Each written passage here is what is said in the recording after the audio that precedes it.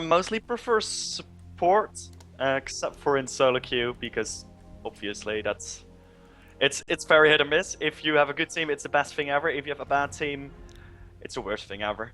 So I mostly play top in solo queue. Fair I love enough. me some Gangplank.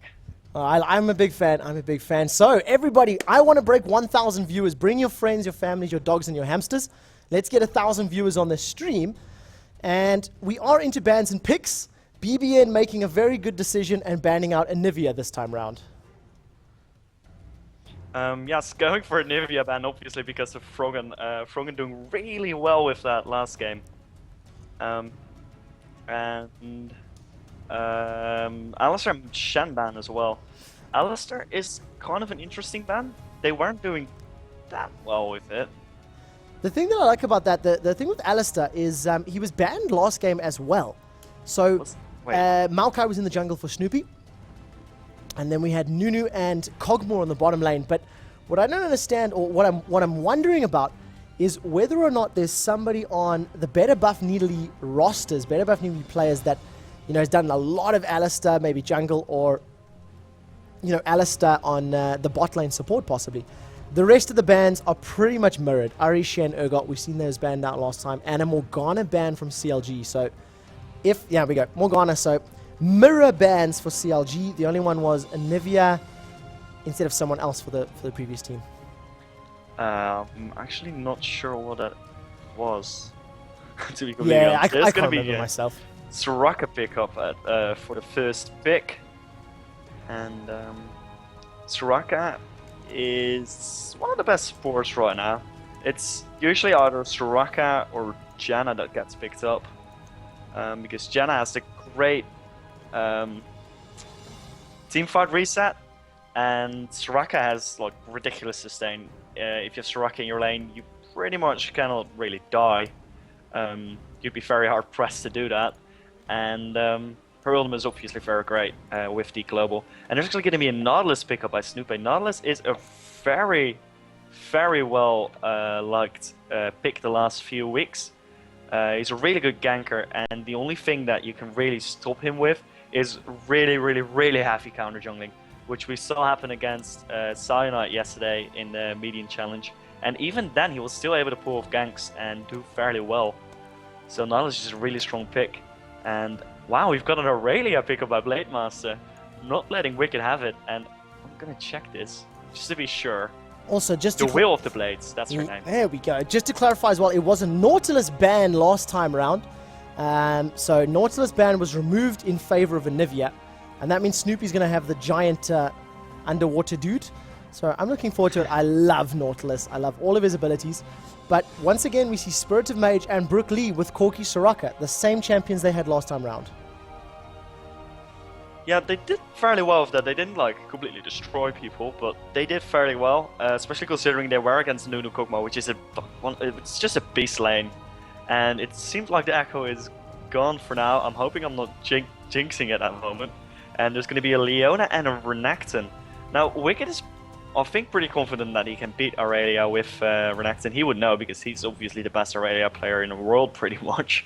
And Grappa picking up the Leona. Leona Kog'Maw is not the best of lanes, considering Kog'Maw is more of a farmy champion in lane, but it could go really well. And Leona is just really good in teamfights because she has a great, her ultimate is both an initiate and a counter initiate, which makes her a really versatile champion.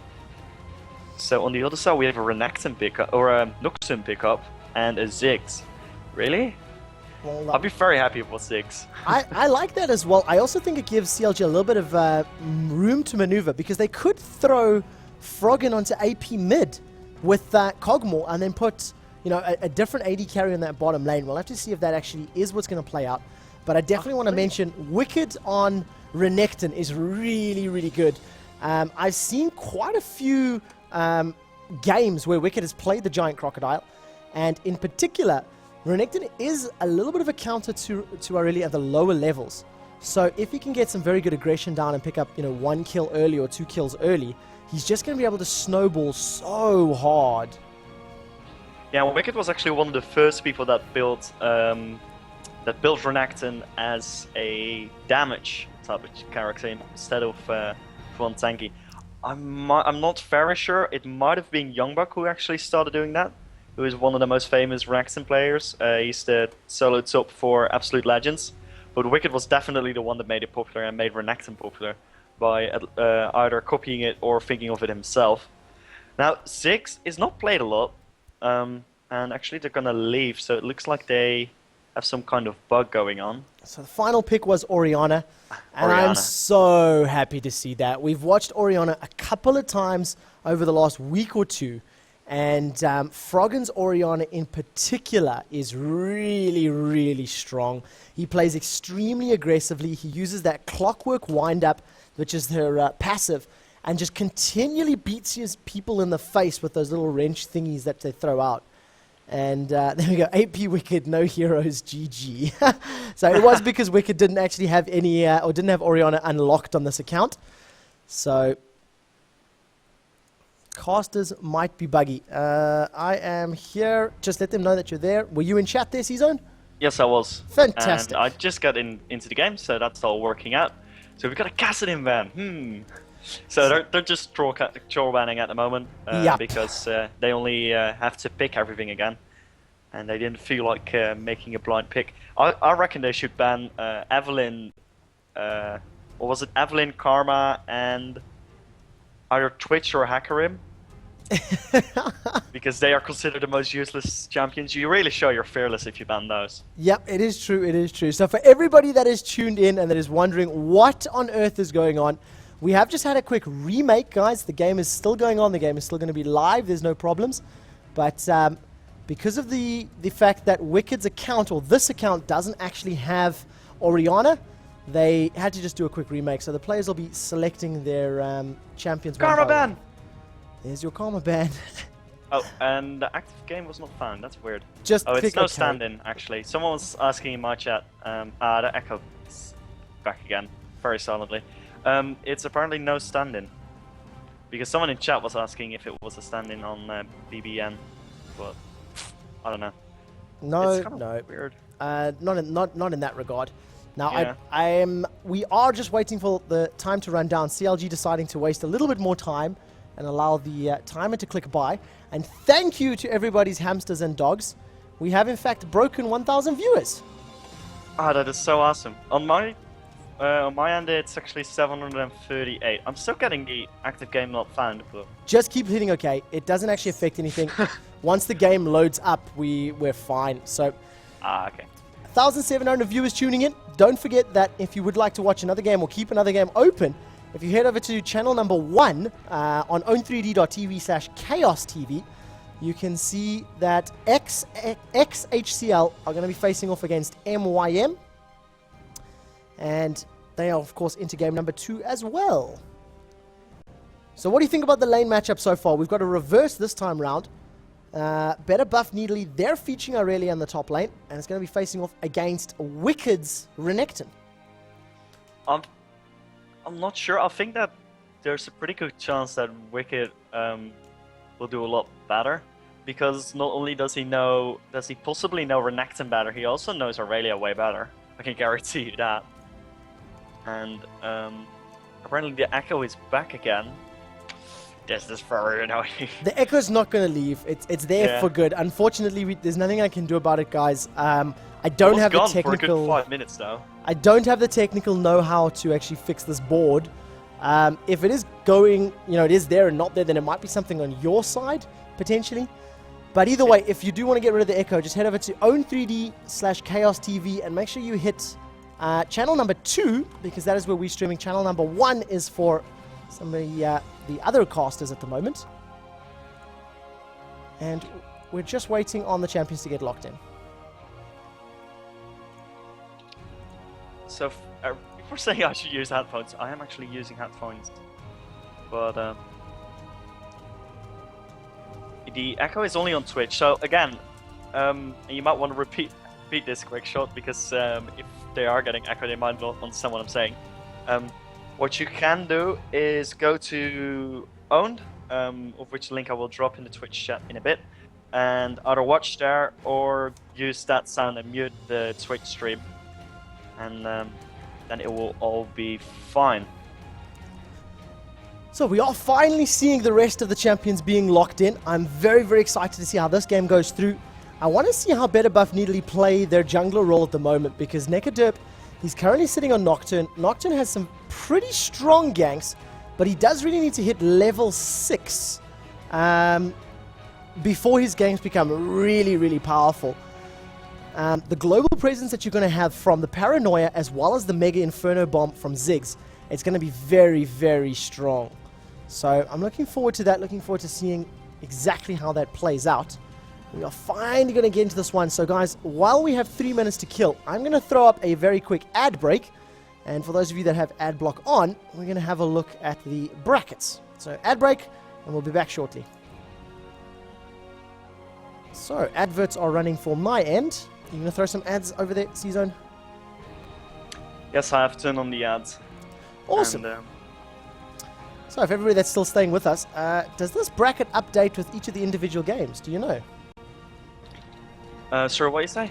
The game scores, does it get updated on this super interactive? Pretty sure it doesn't. Yeah, damn. Okay, so which game do you think we should watch next, C-Zone? I heard that Fnatic is playing against M5 in a bit, so that'd be very cool if we could get there. What might be a good idea is maybe if we watch, maybe try one, like the first game of Fnatic M5, and then maybe a game of potentially CLG versus either MYM or XHCL. Because, of course, XHCL, they qualified for DreamHack and played very, very well over the weekend. Actually, it's going to be... Okay, so Fnatic is playing against Asylum, and TMSK is playing against M5. So people went ahead and assumed that Fnatic and M5 would be winning, which is very possible. If they are playing against each other, I wouldn't mind casting that one, but I'm not sure if that's actually today. I know we're doing 2 games today. We're doing round 1 and round 2. It might be the lower bracket that we're doing today. I'm not entirely sure. Well, we will find out. I'll go as ask the admins. The admin guys right now. That sounds like a good idea to me. And it looks as though everybody else is jumping back onto the stream. There's a very big question in chat. Who is playing against M5 at the moment? Take a look at the bracket. Here it is right now. It's Moscow 5 versus Team Megashock, who are Icelandic. Well, their flag is Icelandic, but it's 3 Swedes, a German, and what's that? Is that... I don't know what that flag is. Mass extinction. But anyways, Team Megashock, they faced off against Fnatic over the weekend, and Fnatic pretty much stomped them pretty hardcore. So, yeah, it was a bit one-sided. But if you haven't heard or you have just tuned in, this is the Medion Challenge, brought to you by Intel, Chaos TV, Esports Heaven, myself, Quickshot, and C-Zone. And the players are playing for... Oh, thank you. It's an Austrian flag, guys. My bad. And the guys are playing for €1,000 in cash, as well as 5 Medion Eraser laptops. I want one for being the caster. Do you think they'll send? Oh, they definitely will do that. I want that. I want one too. Like, seriously. They'd be so good. I completely agree. I completely agree.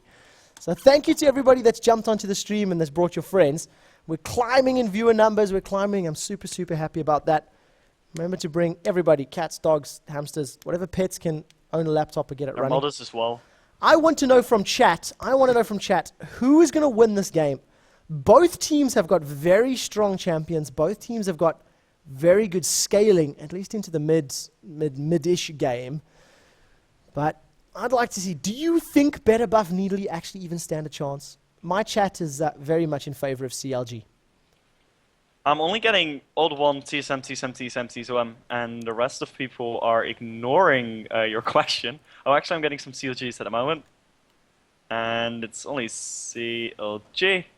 Yeah, the TSM thing was a troll that developed over the weekend. Yeah, I noticed. I was watching the streams. So very, very annoying. Everybody decides to have some fun with it. But you know what? Why not? Why not? You know, as long as you guys are having some fun, that's all that matters. So we're into the final 10 seconds. We're just killing some time before the game finally begins. I wanted to look up Ricketts Runes, but I didn't. I always forget that when I'm casting with someone else. On my solo streams, I always do that. But okay, we'll do that for next game. Yeah. Look at Ricketts runes, because he always changes his runes according to what he's playing against, which makes it pretty awesome. That's definitely the best way to play it. The thing that you've also got to ask yourself, though, is on that... oh, wrong button entirely. On that particular account, that AP Wicked account, does he have full rune pages and full rune sets available? Ooh, I'm not actually completely sure. Yeah, we'd have to check that out. But we can have a look at that after the game. Right now, though, we do have to look at the skins. And Mad Scientist Ziggs, awesome. UFO Corky, awesome. Soraka, no Soraka skin, awesome. No, and no Renekton skin. So, you know, both sides letting the team down just a little bit. Well, to be honest, Soraka isn't really letting her team down because her skins are horrible. Also true. Also true. Also true. She's like the one champion that I really miss skins for. I have to admit, whenever it comes down to the skin war, I like to, say that's the team that gets my vote, and I think I'm sticking with better Buff Needly this time round. Well, the Nautilus skin is pretty cool, and Lion Dance Kog'Maw is amazing. I can't stand Lion Dance Kog'Maw. The fireworks sounds, this fireworks just drive me up the wall. Yeah, but I mostly play with Lion Dance Kog'Maw, and if you do that, you love it. I actually put my joke animation on Axe so that I can spam it in lane, and every time I get a CS or a kill or something, I just go. Well, let's have a look at the runes. Let's have a look at the runes on Wicked. 647 hit points with the boots of speed and boots of speed. He has a base movement speed of 370. That was hard to get out. Armor penetration only 10%. Armor 38. Magic resist 47. An AD of 68. So a little bit of hit points. Flat MR possibly. And maybe movement speed? I'm not 100% sure. 15 damage, 13 armor, 12 MR. Thank you, Delion. You are awesome. Oh, actually, that's pretty cool. I was just gonna look at his thing and see if he had health regen. Does he have health regen? Oh, I'm gonna have to keep an eye on it. Oh, it's meant to be Demon. Sorry, Demon. Weird characters. I couldn't figure that one out. So once again, a defensive start. What was the damage and? 15 damage, 13 armor, 12 MR. Okay, so he went for seals, armor, and I think armor on his quints. Actually, I'm not sure what his quints are, but anyway, looks like he went for a bit of armor and a bit of magic resist. It's not really focused on Aurelia because Aurelia is kind of hard to counter because she does both magic and physical damage. And of course the true damage from her heated style as well. And the true damage. Actually, that gives a surprise that he didn't go for health, but yeah, I guess the health runes against Aurelia don't really make that much sense. So he's not going for a full-on counter page. He does do that a lot, where he no-saves against an enemy, he just goes full-on magic resist. And a great pull from Yellow Pete and Crepo on Snoopy, because they managed to put a lot of damage down with that blue buff. Snoopy not only picks up the blue buff with only using the single pot. Oh, he didn't even use a pot, just the regrowth pendant. He manages to save his smite and he goes straight over to the red buff. So that's really going to help him in terms of farming. And it's going to help him in terms of ganking as well. He might be going straight for gank after red. I wouldn't be surprised if he does. I definitely think that's something he's going to have to be doing, especially on this top line, just to make sure that Wicked can get an early advantage, get maybe one item ahead, and just shut down the DPS that can be put onto him from Blade Master's Irelia. We do have some pressure in the middle. The spell shield from Nekadurp goes off, but the red buff does get a great dredge line, pulls him backwards. Riptide's going to be slowing him. Nekadurp is going to flash over the wall. And Wicked's actually going to go over the wall, going for this. He doesn't have a second dash though, because he has to pass through an enemy unit to do that, and he will not be able to catch Nekadurp. Oh, that was a very, very good set of aggression from Snoopy. They managed to burn the flash from Nekadurp. So if he decides to maybe go for a little bit of an invade, it may be a bit worrying from Neka.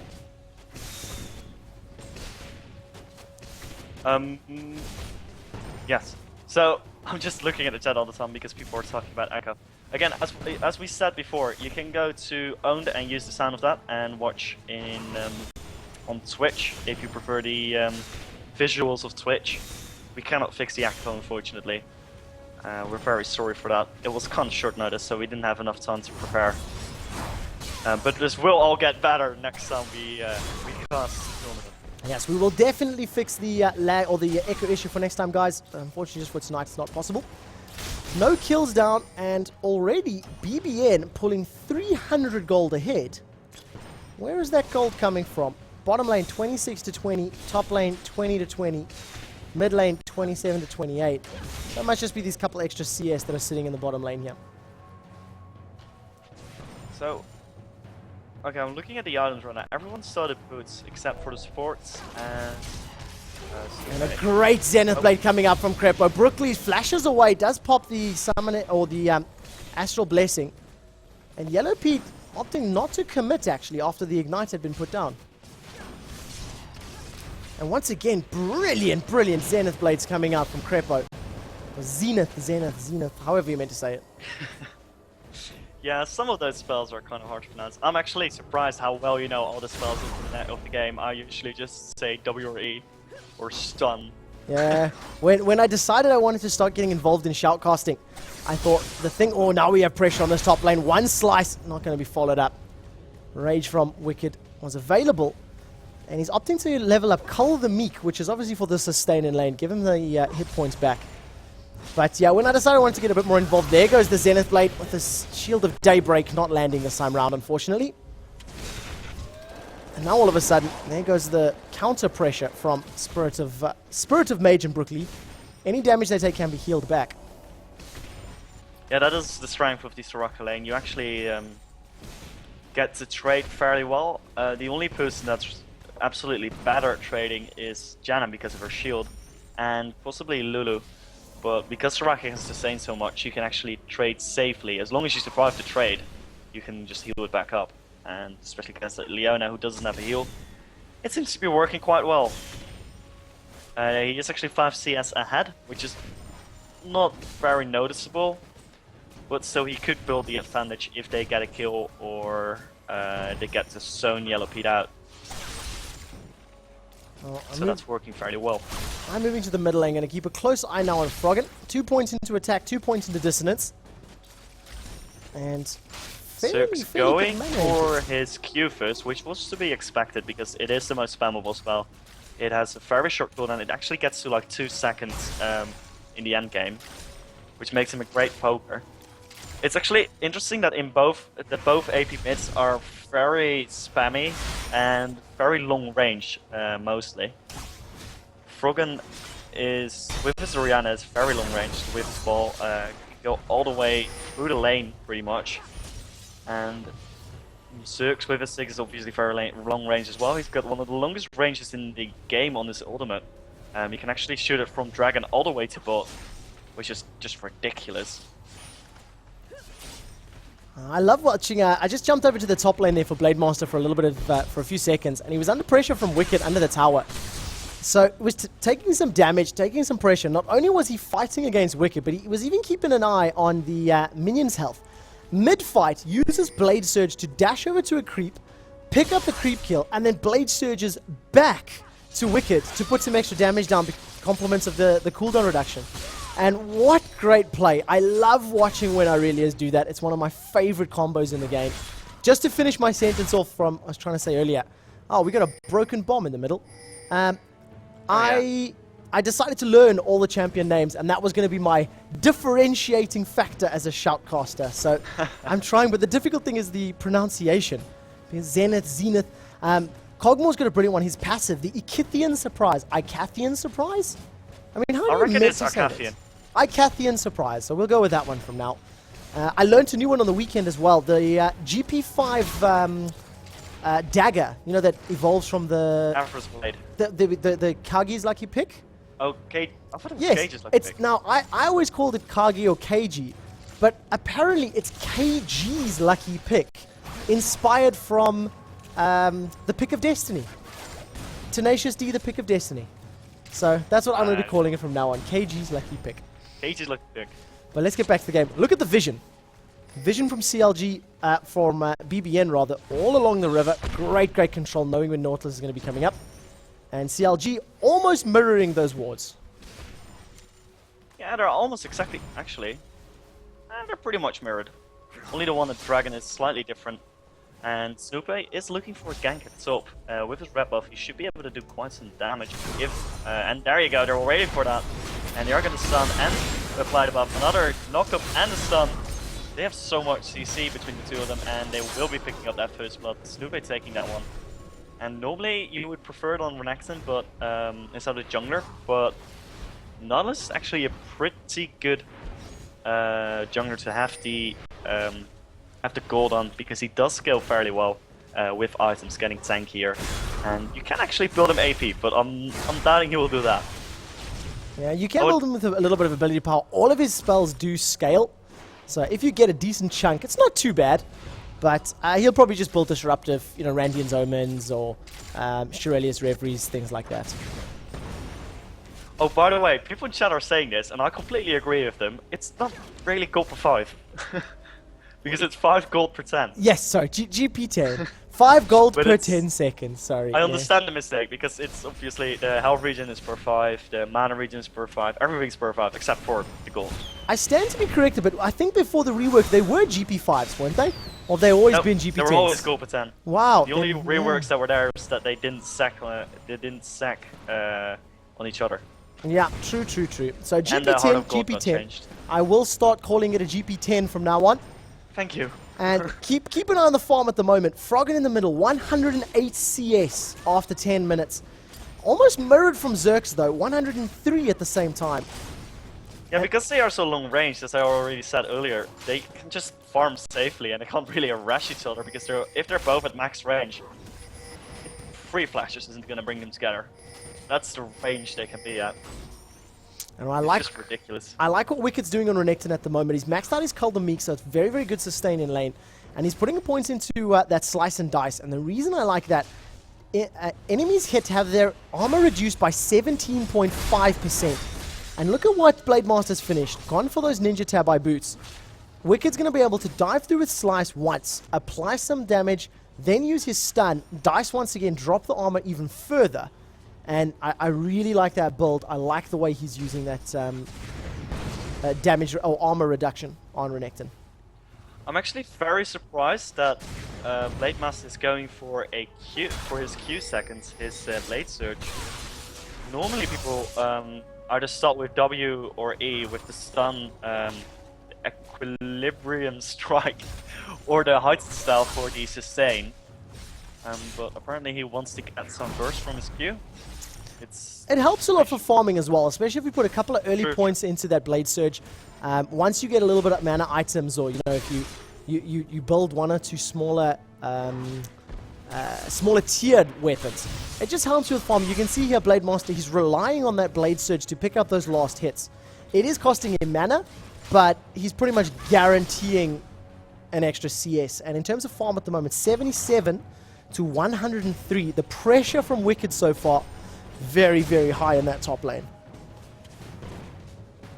He's doing really well, and he's actually pushing all the way to the tower. It's kind of strange because Snoopy is there, and actually they might be going for a tower dive. They are going to go for a tower dive. There comes the stun from Wicked, and the ultimate of Snoopy on the edge of his range is going to back him up. And wow, he flashed out of the drench line. That was really well played. And look at her making sure they cannot see Blademaster getting away with his ultimate. Really well done there. That was a really good flash from Blademaster, and Wicked's actually going to go for it again, going for Blademaster. But in the meantime, someone's dying at bot. It's going to be Spirit of Mage. Come back to Purple, almost going down. Now Brook Lee is getting focused, and action all over the map. Looks like Brook Lee will be getting away because Yellow Pete doesn't have mana anymore, and he will have to retreat. Wow, that was really close. I'm going to hit a rewind. Yep, let's hit a rewind. I have to go twice though. So 2 rewinds. That's the battle that's busy happening on the bottom lane. Spirit of Mage putting so much damage onto Crepo actually. Trying to get away, jukes the missile. Manages to stun with the Shield of Daybreak. Lands the Zenith Blade. And wow, that Summoner's Heal keeps him alive. Crepo, what a beast. That was really well played by him. He flashed into the brush so that he couldn't be seen, which is always a good idea, obviously. That's pretty basic, but Wow, that was just so well played by him. So And that was great juking ability. Wow. I'm now on fast forward and directed camera. So we'll get ourselves back up to real time. And I'm glad I went back to look at that kill actually, because Crepo with some great map control and awareness.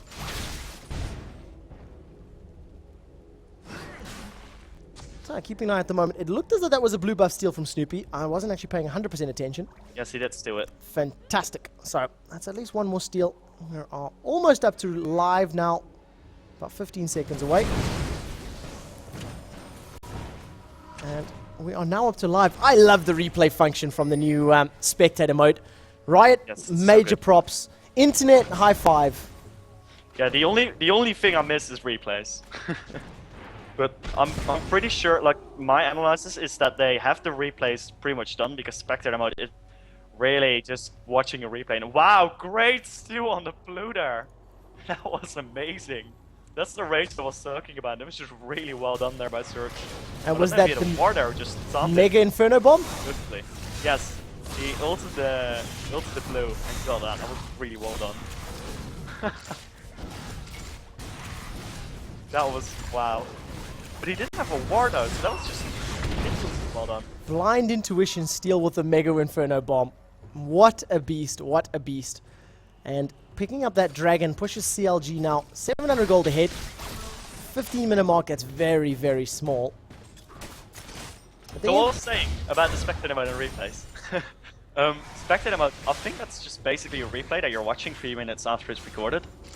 And I think that the only reason we don't have replay chat is that they have to either build a database or find a way for us to record it locally. Because obviously, the amount of games. if you have 30 million summoners and everyone is playing all the time and you're saving all those replays, that takes quite a bit of infrastructure. I'm pretty sure they can't actually do that. So they're probably working something out with that. I'm not sure about that. This is not a right thing, but that's what I think is happening.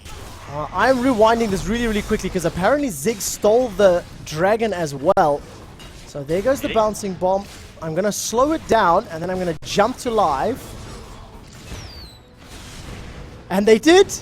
Wow, Zerx really? with the epic plays. Epic plays. So where is I just jump to assumed live? he didn't steal that, but that's ridiculous. What? So I'm now jumped back to live. Yeah, I didn't miss anything, luckily. Well spotted, chat. You guys are awesome. And yeah, it seems whenever you jump to live or you fast forward from skipping, it gives you that extra gold. So now I have 19 gold stuck on stream. I hate that, my bad, but yeah, at least it's a little bit out of the way. It's not too terrible. I think that the problem with that is that you rewind twice really quickly, but I'm not sure about that. That could be it as well. I hit backspace 2 or 3 times, so that's quite possibly it. Yeah, I think that's it, because that's what I saw on your stream Sunday, but I'm not sure, so don't quote me on that. Well, either way, 0-2 down with the Dragon Steal and the Blue Buff Steal. That means that BBN are only 500 gold behind. And you know what? This is definitely something that it bodes well, because this is a team you assume is going to be a little bit of a pub stomp, or you know, CLG should just roll away with it. And they're not actually so far ahead. Farm-wise, but we do have Paranoia going down in the middle lane. Froggen is forced to flash to get away. It's a bouncing bomb from Zerx. Now the Blade Sedge comes out. Equilibrium Strike is going to slow Froggen for just a little bit of time. Now the Mega Inferno Bomb is available from Zerx, but so is Wish from Soraka. Is it going to come out? Oh, Soraka is on BBN, and the Mega Inferno Bomb is going to finish it off. So nicely done by BBN. Used a lot of their abilities for that, but they did manage to pick up the kill. And look at the farm from Froggen in the middle. 202 CS at the 17-minute mark. And there's going to be Initiate here on Spirit Mage, and he did cleanse the first stun, but he still got stunned by a second one. He will survive though, thanks to the Wish and the Astral Blasting from Soraka. Really well done there. And sorry people on the Twitch stream for not noticing I was 7 seconds behind. Well, there we go. Back up to live now. And I like to see this from BBN. I mean, this is a team that is, you know, sort of fairly new, relatively unknown to the pro scene. All of their players have high elo, and they're holding their own. The real test is going to come when the game rotates over to the team phase. You know, once we start hitting those 3v3s, 4v4s, 5v5s, and if they have the same level of experience and communication that CLG does. Have a look in this middle lane at the moment. Wicked was setting up, considering a tower dive onto Zerx, but opting against it and instead falling back. Yeah, they're doing really well at the moment. They are actually not even that far behind. They're only 200 gold, 300 gold behind, which is pretty amazing for a team that's not 1-9 at all. There goes the Zenith Brain. Nah, it's not going to get it this time. So there's going to be fight at the bottom as well. Crapper getting really low. You know, Yellow Pete is trying to cut out Spirit Mage. He's actually going to almost get it. Exhaust saves a clutch exhaust there from Brooklyn. But they are both extremely low and they will have to retreat. Actually, with a heal, they might be able to stay here. Yellow Pete is very low mana. If he had enough mana, he would have killed him with 2 ultimates, no problem. But he's too low mana to do that. And there's actually going to be a stun from Crappo, or at least a tried stun. Didn't quite hit that. Yeah, the Solar Flare unfortunately just not landing. If it had landed, it would have bought Yellow Pete all the time that he would have needed to pick up the kill. But unfortunately not. Yellow Pete is skilling Kog'Maw exactly the same way that he did the previous game. 5 points into Bioarcane Barrage, 4 points into Void Ooze. And he hasn't put a single point into that Caustic Spittle just yet. Yeah, that's actually really weird. It's weird to me because I play Kog'Maw with Caustic Spittle max because attack speed is so good for DPS. But I guess I think the slow scales, so I guess that's a pretty good idea because Kog'Maw has no escapes except for his E, his Caustic or his Void Ooze. So I guess it's a good idea. It's just that's not what I do. And on the other hand, your Caustic Spittle, you actually pretty much never use that because it's way too short range for Kog'Maw. Kog'Maw should never be in range to use that. The Caustic as well, it also reduces armor and magic resist, but I think the reason that he's leveling up his Void Ooze further is it's got decent, well, not really. I assumed it was going to be decent damage. It's actually not too high, only 120. At level 5, it is oh, there we go, 260 damage. That's not too bad. Oh, yeah. But the reason I think for that as well, he's sitting on an attack speed of 1.2 with a Zeal. So we can assume his runes are predominantly attack speed runes.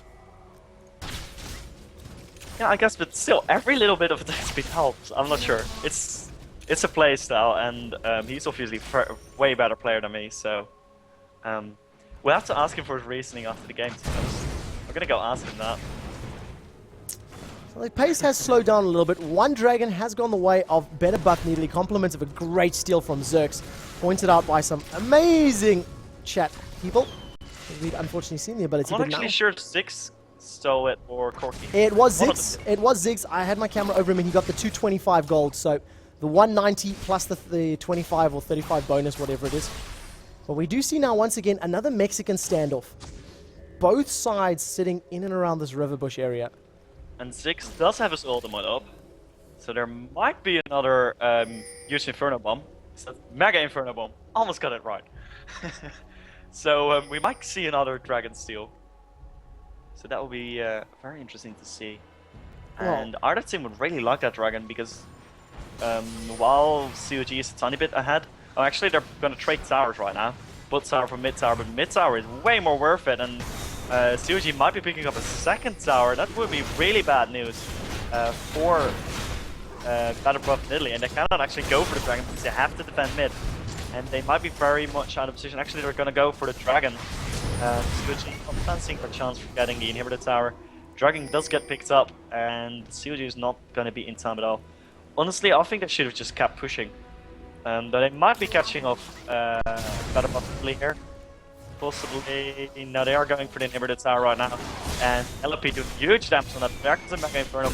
It's gonna push away all the minions, so they cannot tank that tower right now. Still though, that's half of the inhibitor tower down. It was 2 towers. That was way worth it for CLG. Really good call there. I don't know who made that call, but props to that person.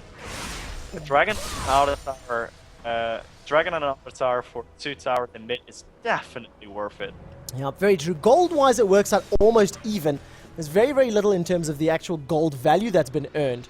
But the map control that you get given from having both of the mid towers down and the fact that little in the interior inhibitor tower is now on low as well, it means that CLG, anytime they want to go up there and dive that, Renekton, Nautilus, or Leona can all tank the tower hits, the remaining tower hits for more than long enough to give Yellow Pete all the time he needs to actually take it down. So whenever they want to, it's going to be a free inhibitor tower. So, looking at the builds right now, I'm looking at Corky at the moment. He's going for an Infinity, actually. He's using the standard AD build. And I want to direct the camera off. Okay, this is better. And he is maxing his Q and his E, not maxing his Valkyrie, for pretty obvious reasons. You mostly use that for the escape and not for the damage part of it. So other than that, persons of interest are Blade Master with his Aurelia is going to go for a Trinity Force, just like Wicked. He actually has a complete mirror build with Wicked of last game, actually, except for the fact that he's slightly slower with it. And Yellow Pete started with a Phantom Dash, is now either going for Infinity Edge or Blood First, not entirely sure. And there's actually going to be an Initiate on Nekadur, but he will be getting away using his Flash there.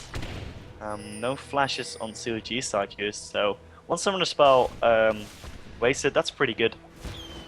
Yeah, so trading Flash for a Dredge line is always fair. Snoopy, of course, has been wearing that Oracle's Elixir for a little while as well. Let's see, are they going to be able to steal it? The blue buff does go the way of Nekadur. He gets caught by a Zenith Blade. Now the depth charge follows all the way in the background. First one to fall is Nekadur. Wicked has gone very, very low. Wish comes out from Soraka to try and save better buff needly, but a very nice shockwave comes out from Froggen. He's flashed over the wall. He immediately blows up Zerx. Now they've turned their attention to the Shrelia's Reverie. Brook Lee does get slowed from the Void and a max range Zenith Blade. Goodbye, Soraka. Crepo. Crepo winning that fight there, right on. His ultimate and that Zenith Blade at the end really won them the fight. That was a great ultimate from him. Really well done. I'm not sure if he's actually the one making the calls on CLG, but that was a great initiate by him. And huge props to him, playing really well this game with his Leona. Chat was saying a little bit earlier that apparently Wicked, Crepo, and Snoopy all sort of make the calls, or the louder ones in the team. But from experience now, I haven't necessarily played LoL at professional level, but I played a large amount of COD 4. And when you have the 5-man teams, when somebody has a good idea or feels that, for example, this is the right time to do something, if it comes through loud and clear, like, you know, push inhibitor now, everybody just, you do the math, you look at the map, you understand, because, you know, these guys have been playing together a lot. They've been playing a lot of tournaments, a lot of cups, and you understand, right, just go with it. So the call could have come from any one of the 5 that seen the opportunity was there. And it was just great that the rest of the team actually committed to the call and pulled it off successfully.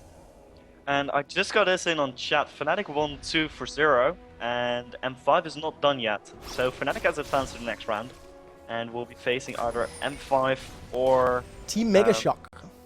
Yes. Now, do you know if we are going to be following the upper bracket game next, or if we're going to hit to the lower bracket?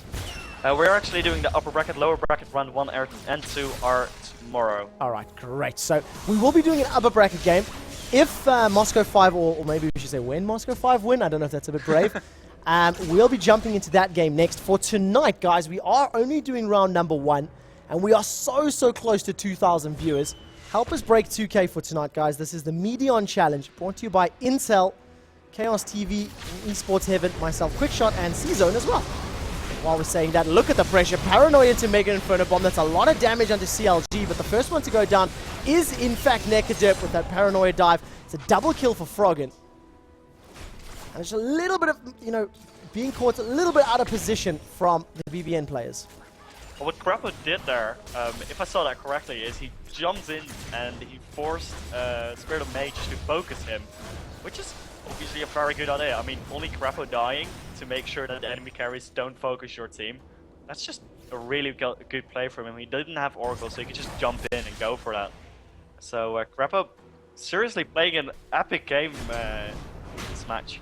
I would pretty much call him MVP this game, to be honest.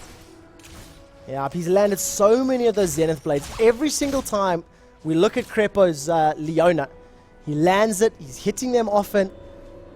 It's really good. The only problem with that particular engage, they got a lot of damage from Zerx. It was very good to begin with. But because Nekadur had dived in with Paranoia, you know, at the beginning of the fight, and nobody else followed in with him, he just got instantly blown up. And look at the wards from CLG. Looking at it now, oh wow. Inhibitor control wards, hell yes. I'm gonna call that aggressive warding. Pretty much. definitely think that's a little bit of aggressive warding. So first dragon looking like it's going to go the way of CLG. I'm going to keep my eyes on it though because we've seen steals before. This time the smite does go down. No, it wasn't even a smite actually. CLG pick up with the sunlight. I'm going to go arrange that we get to cast Fnatic and 5 right now. So sweet, I will keep my eyes on it. So while C-Zone heads off to talk to the admins and let them know that we are going to jump into the Moscow 5 versus Fnatic game. And I'm going to keep a very, very, very close eye on the players right now. 5,000 gold difference. Better Buff Needly have held their own. I mean, really, props to these guys. I don't know how many tournaments they've competed in. I don't know how many of the top European sides they've competed against. But they have not been snowballed against. This kill score is only 3 to 8. The engagements have gone fairly well, but it's just small mistakes. You know, it's Nekadip diving without the rest of his team following in, or you know, not really having the full team support that you get used to once you've played so many games. Take a look at the farm at the moment. 329 CS on Froggen. Counterpart 260 on Zerx. So much damage. And look at the builds as well. Now that I look at it, Wicked, he's playing Renekton as if it was Riven. Bloodthirster, Brutalizer. What looks like it's going to be a Guardian's Agile, and a great stun coming out from Cripper, followed up by a Zenith Blade as well. Paranoia means they're going to die for it. The Mega Inferno Bomb almost takes out Creppo. It will almost be enough. It just goes down in the background. They're compliments of an Irelia. That's on a double kill so far. She's going to be able to pick up one more. The Shockwave is going to shut her down though, so no killing spree. And a 2-for-1 double kill for Froggen. One more auto attack would have taken out Spirit of Mage. He even gets a triple kill before being taken out by Ziggs. And I'm going to backspace that team fight. Both AP characters long range, but they also both have that buffed auto attack with their passives. So and we're just auto attacking each other, doing massive damage. This is the team fight now. I've gone back, double backspace. We're going to be following up at the top. The Mega Inferno Bomb. Blade Master sticking on Yellow Pete's going to pick him up first. Immediately turns to Crappo. One more auto attack is going to be enough. That might have been the Equilibrium Strike. And great coordination there from Better Buff Needly. And yeah, this Shockwave blows up Aurelia, almost kills Brooklyn. Ignite goes down, and one more auto attack would have been enough to kill Soraka. Command attack, command defense, auto attacks. Spirit of Mage gets away as well. Froggen attack, dissonance. Just not enough cooldowns for that command defend. Froggen, honestly, there's not much more to say than wow. I did just ask the other stream, and they will be doing M5 versus Fnatic. We will be doing XHCL versus CLG. XHCL not a bad team at all either. They're doing ridiculously well the past few days, and I'm being told they are on fire. So we will be picking up that game. It will be a great game too. CLG and XHCL are obviously very good teams as well. And so, I just want to say thank you to everybody on the stream as well. We have just broken 2,000 viewers. If this was a competition, we would be winning because the other Own3D channel only has 700. So thank you guys for tuning in. Now we do see Baron going down. And a Baron, a free Baron from Better Buff Needly. Could this be the turnaround? Fast forward, by the way? Nope, back up to live. Back up to live. And back up to live. Okay, sweet. So really nicely done there. Coming from the other team, we have got it just confirmed, just so everybody knows what's happening. We are going to be following the winner of this game versus XHL. The damage from that Mega Inferno Bomb is so high. What does it actually hit for? Rank 3, 945 damage. And enemies further away take 75. So at the epicenter, 945 damage. Oh yeah, I actually completely assumed that CLG was winning when I made that announcement, but yeah, they definitely haven't won the game yet. They are slightly in the lead, but they have definitely not won yet, and I wouldn't be surprised that much if Better Buff nearly wins this match. They will have to win another match to actually get through to the next round though, and we will be casting this the wins of this best of three versus XHCL. As Trevor said. Yep, it should be a good one as well. XHCL doing really well over the DreamHack qualifiers. They managed to place 3rd in that event. So, we have to see, can they hold their own against CLG? That's really what we want to know. 7-11 is the kill score, 33 minutes in. I think it's 2 dragons to BBN, 1 dragon to CLG. But BBN do have Baron buff, and that should balance out the gold difference at the moment. I'm looking at Oriana's items, so Froggen. He's got quite a few items.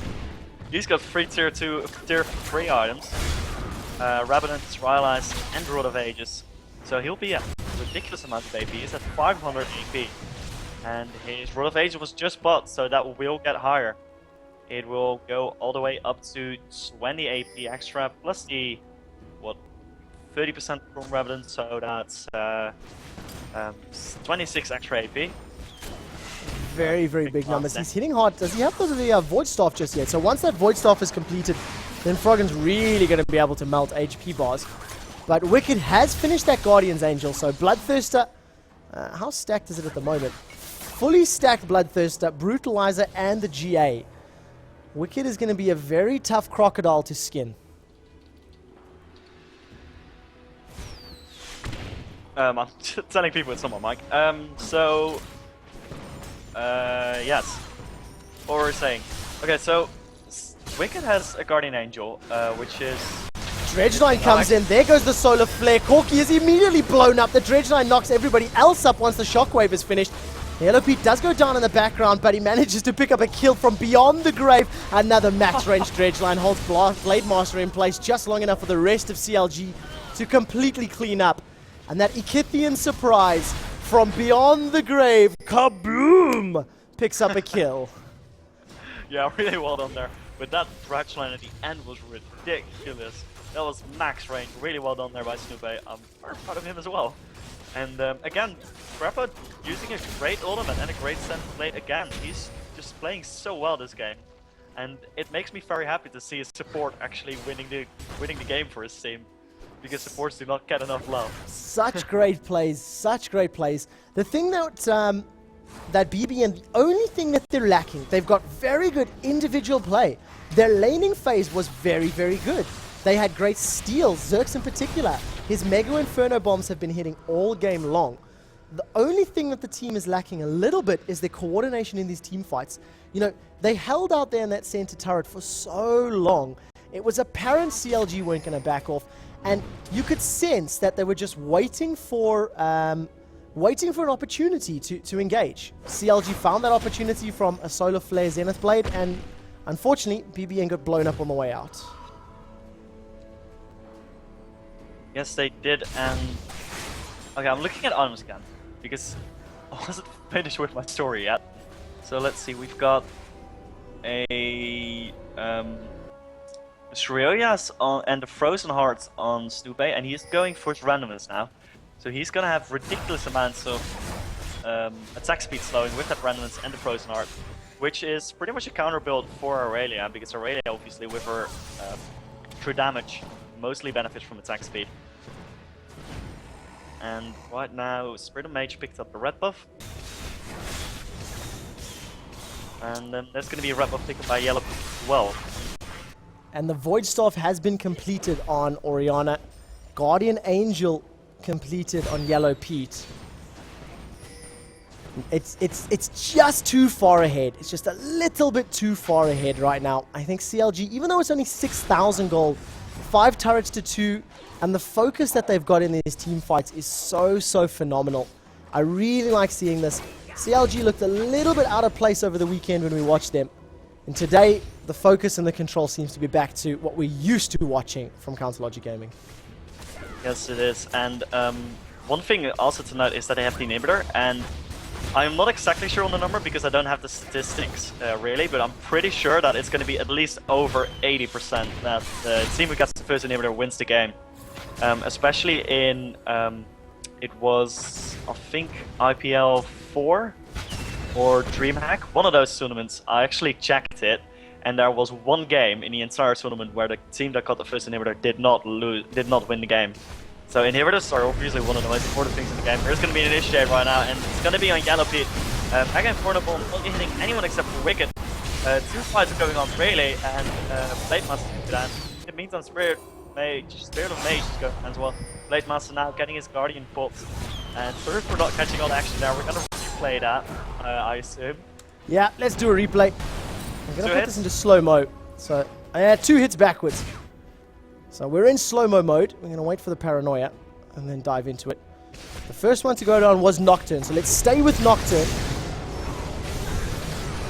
Just look how he instantly gets focused by 4 members of CLG. Froggen just completely stays on Corki down in that bottom lane. Neckaderp does get blown up first. And then they turn their attention to Blade Master, so I'm going to keep my eyes here. Dredgeline just manages to catch a creep there. Froggen picks up the kill with a command attack. And what great play coming out from Froggen there. Is that going to convert to a Baron Nashor? It should be up shortly. Are we fast forwarding? Of course, yes. Battle is over. You can see CLG chilling in the Baron pit, pitching a tent, making some s'mores. And are they doing Baron? My camera's not going back. There we go. So Baron just respawns about 40 seconds early. And with whoopsie, let's slow this down to normal time. They are going to try and catch Brook Lee, but unfortunately nothing comes of that one. Has Snoopy died yet? He's wearing the same Oracle's elixir that we've been watching the entire game. Wow, oh yeah, I just realized that. That's really well done by him. That kind of explains he has so much money for all his items as well. He just doesn't die. He's farming all the time. After picking up that Baron buff as well, at the exact same time, Wicked and Snoopy picked up Arandian's Omens. So, wow, 2 really Arandian's Omens, Locket of the Iron Solaria, double Shirelles, Frozen Heart completed. Cogmore even going for an Executioner's Calling. Gonna go for that active, reduce the healing on somebody, and really try remove Soraka from the team fight. Yeah, Executioner's Calling, I seriously think it's one of the best items in the game, early game. It just needs an upgrade. It's kind of like Shadows of Harmony, one of the best items needs an upgrade. If it has an upgrade, it's gonna be ridiculously overpowered, and I'm gonna have to nerf it, because I'm gonna look it up right now. Okay, so the cooldown is, I think, 10 seconds, and the healing reduction is 8 seconds. Or it's 8 and 15. Oh, actually 20. It actually says there, I was not reading properly. But it's up for 8 seconds, and then it's gonna be 12 seconds where you do have healing. In the lane, that's just ridiculous. That gives you such an advantage against health regen champions. So if you're playing against anything, just Mundo or anything that has sustain, really, you're just gonna hurt them so much with that active if you use it well. And honestly, I'm surprised that Wiccan hasn't picked it up, because he is one of the players that uses a lot of early game items. He was one of the first to abuse Spirit Visage. Yeah. And I'm surprised he doesn't use Executioner's Calling, to be honest. And with all the talk about the items, look at the farm on Froggen. 412 CS. At the 41 minute mark, averaging 10 creeps per minute. You cannot get better than that, and it's He's actually out so of cap good. as well. That's So, ridiculous. Maxed out on items. What I like about CLG as well, you can see that they're not completely running through the champions. They're paying BBN the proper respect that they deserve. You know, they haven't just dove under towers. They're playing the game by the numbers, taking the dragons, forcing down the lanes. You know, this is how you're meant to win a game of League of Legends, playing it properly. Even though you've got the lead, don't overcommit. We watched CLG against, who was it? Na'Vi on the weekend. And they had an advantage, dove behind a tower, ended up costing them a fight and a lot of gold. And it ended up costing them the game as well. They're gonna take on another neighborhood turret now, and with 3 neighborhood turrets down, there's gonna be so much pressure. Oh, actually, they're gonna go in for this, but so is Neckaderp going for Yellow. Be great in Mega Inferno mode. Gonna get 3 people, but they are not gonna pick up any kills, and they're gonna go down themselves. Blade Master and Neckaderp. Now, Rhythm Mage going down as well. Only Crepo is gonna go down to the last star hit, and Brooklyn going down as well. That's an ace, and that's GG right there. Wow. Not one Guardian's Angel was popped there. None of them were on cooldown. They managed to protect Cogmore the entire time. The only person that went down was Crepo, and he still managed to land a Zenith Blade and lock somebody up to secure another kill. Not one point of damage looked like landed on Wicked or Froggen, and what a team fight for CLG. That was really well done. Oh, actually, double explosion. Nice. Double rainbow, guys. Bow chicka wow wow. I'm gonna give huge props to Bad Above Nidalee here.